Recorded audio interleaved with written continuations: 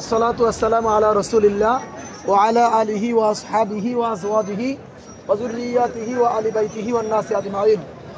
সম্মানিত প্রিয় হাবিব জনাবে মুহাম্মদ রাসূলুল্লাহ সাল্লাল্লাহু আলাইহি সাল্লামের বাড়ির মেহমানবৃন্দ, আসসালামু আলাইকুম ওয়া রাহমাতুল্লাহি ওয়া বারাকাতুহু। আমরা মহান রব্বুল আলামিনের দরবারে শুকরিয়া আদায় করি যে মহান মুনিব আমরা এখন এমন একটা জায়গায় দাঁড়িয়ে আছি, রিয়াদুল জান্নাহ জান্নাতুল বাকি, ঠিক এই দুইটা জায়গা মাঝখানে। আমাদের এপাশে রয়েছে জান্নাতুল বাকি, এপাশে রিয়াদুল জান্নাহ। আমরা এখন রিয়াদুল জান্নাহর মেহমান হয়ে প্রবেশ করতে যাচ্ছি।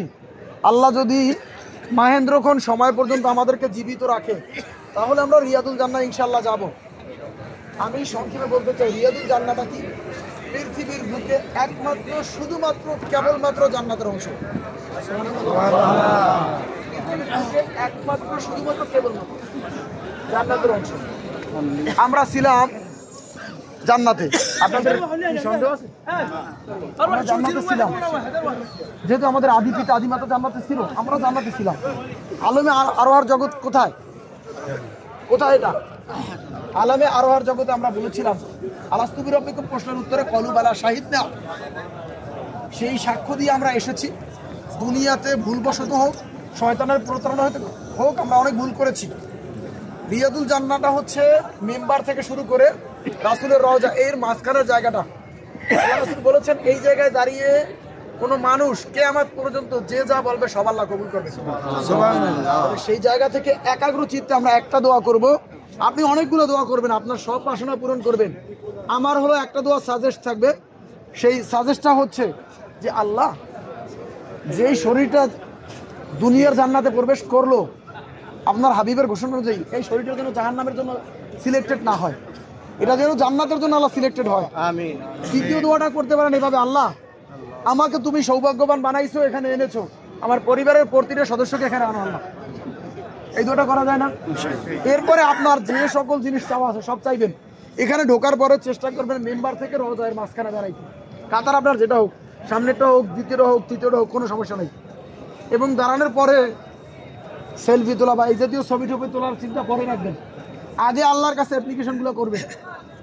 নামাজ 2 রাকাত পড়বেন, যদি সুযোগ পান 4 রাকাত পড়তে পারবেন, সমস্যা নাই। কিন্তু আপনি যেই দোয়াটা শুদ্ধভাবে পারেন ওই দোয়াটাই করবেন, ওই সূরাটাই পড়বেন। কোনো সূরা না পারলে সূরা ফাতিহার সাথে আপনি সূরা কাফিরুন এবং ইখলাস পড়েন, কদর অথবা ইখলাস পড়েন, এরকম মিলিয়ে যেটা আপনার ভালো লাগে পড়েন। ওইখানে ইবাদতটা এমনভাবে করবেন যেন এটা আপনার জীবনের শ্রেষ্ঠ ইবাদত, জীবনের শেষ ইবাদত। এভাবে করে করা যাবে না ইনশাআল্লাহ? এবং সর্বোপরি বারবারই মনে করবেন যে আল্লাহ জান্নাতে প্রবেশ করছি, জাহান্নামে আর কোনোভাবে যাইতে চাই না। লাকাদ খলাকনাল ইনসানা ফি আহসানি তাকওয়িম, তুমি নিজে আমাকে তোমার হাত ধরা আকৃতি দিয়েছো, এই আকৃতিকে তুমি জাহান্নামের জন্য সিলেক্ট করিও না। এভাবে করে যদি আমরা বলতে পারি, কবুল করবেন কে? আল্লাহ। আল্লাহ আমাদের কবুল করুক বলে আমিন। আমিন। পারা যাবে তো ইনশাআল্লাহ? সবশেষে আমি দোয়া চাই আপনাদেরকে, আপনাদের সাথে হয়তো বা আচরণগত বা ব্যবহারগত অথবা আপনাদেরকে যে সেবা দেওয়ার কথা দিতে পারিনি। আমি তো মানুষ, ভুল তো করে ফেলতেই পারি। এজন্য আমি আপনাদের কাছে দোয়া চাই, ক্ষমা করে দিবেন এবং পাশাপাশি আমাদের জন্য একটু দোয়া করবেন যাতে আল্লাহ আমাদেরকে হাজিদেরকে সঠিকভাবে সেবা দেওয়ার সুযোগ দেন।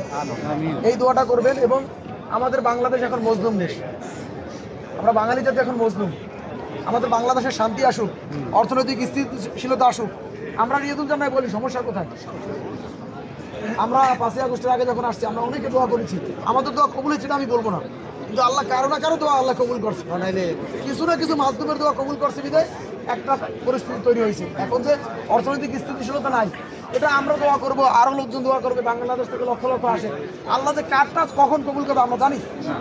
হতে পারে আমাদের এই 46 জনের মধ্যে একজন আবেদ আছে, তারটা আল্লাহ কবুল করলেই সব শেষ। এজন্য সবাই সবার জন্য দোয়া করবো। এবং আল্লাহর কাছে শেষ দোয়াটা যেটা করতে চাই আপনাদের মাধ্যমে, সেটা হচ্ছে আল্লাহ এই 46 জন যে এক কাফেলা আসছি, 46 জনকে তুমি জান্নাতেও এক কাফেলা উঠো। আমিন। মারা যাবে না? এবার আমরা যখন লাইন দিয়ে দাঁড়াবো, এখন হলো ইনস্ট্রাকশন, লাইন দিয়ে আমাদের 3 জন ভাই আলাদা পারমিট, তারা 3 জন আলাদা যাবে, বাকি 28 জন এক পারমিটে যাবে। মানে 28 জনের মধ্যে যদি কোনো কারণে একজন ব্যক্তি ঢুকে যায় তাহলে পিছনের যে ভাগ করবে, ওরা গুনবে সংখ্যা, ওরা ব্যক্তির নাম দেখবে না, ওরা দেখবে কি? তাহলে আমার সামনে যে থাকবেন এই দুজনের মাঝখানে আর একদিন ঢুকতে দেওয়া যাইবে না। আমাদের মা বোনরা কিন্তু সাকসেস, চিনে ধরবে। হ্যাঁ, আমাদের মা বোনরা কিন্তু সাকসেস, তারা কিন্তু পেরেছে। তাহলে এই আমরা এখান থেকে একটা লাইন দিই, ওনারটা সামনে রাখেন।